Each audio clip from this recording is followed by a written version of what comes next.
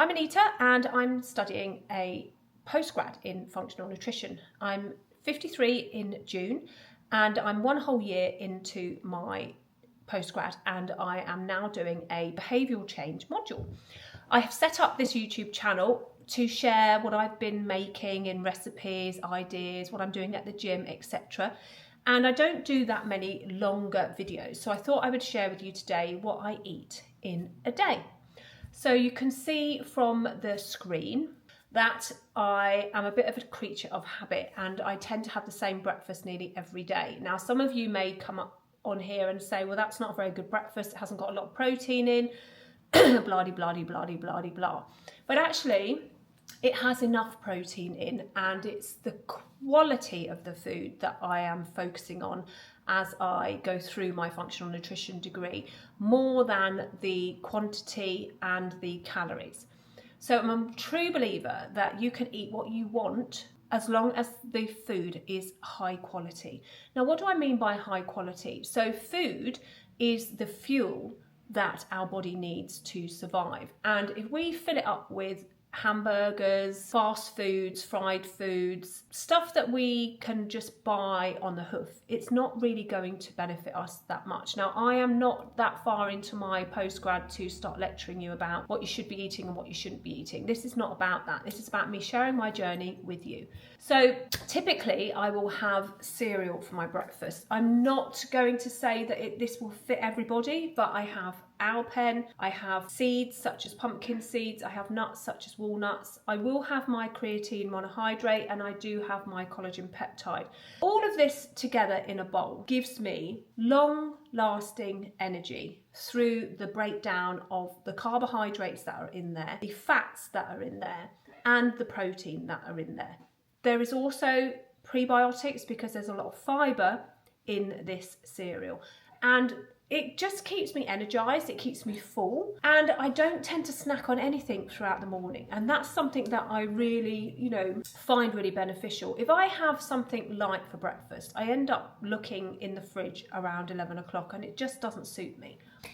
So that's what I typically have for breakfast. Now, lunchtime, I will have a very protein-based meal, such as eggs, chicken, oily fish, and I will have that with cottage cheese, salad, lettuce, tomatoes, cucumber, and I will put it into mainly like a wholemeal or a seeded wrap. So in that mixture, as you can see here, it has prebiotics from the fibre, it has protein from either the oily fish, the eggs, or the salmon, or the meat, and then it has a variety of carbohydrates from the wholemeal seeded wrap. Now, dinners are quite a mixture in our household. I tend to cook from scratch. I don't usually buy anything that's too processed, and that's more of a choice. I've always been one to make sure that I cook dinner and that we all eat dinner together. Now, my household has shrunk because two of my kids are at university, one of my children is in Australia at the moment. So I've got one child living at home who's actually like 23 nearly,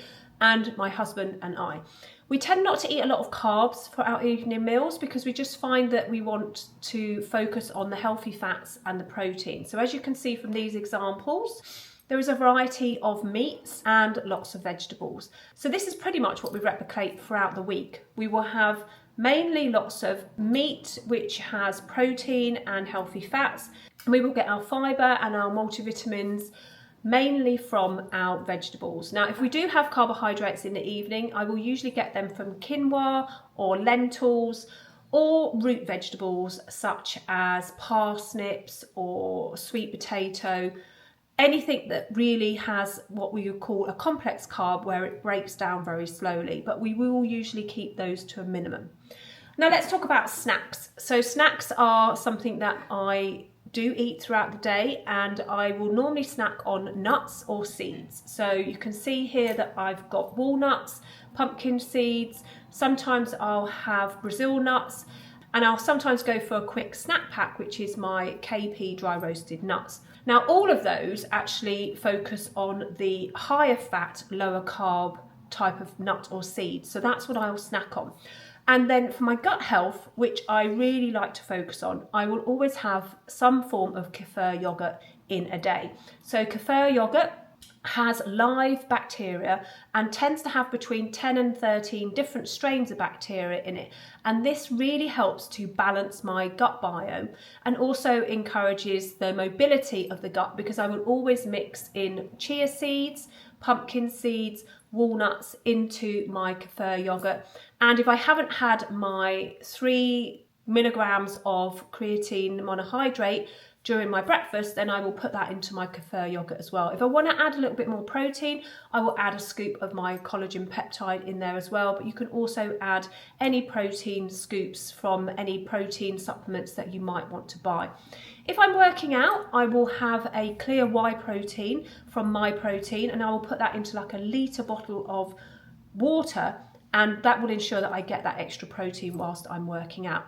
So that's pretty much what I eat in a day. I don't count the calories.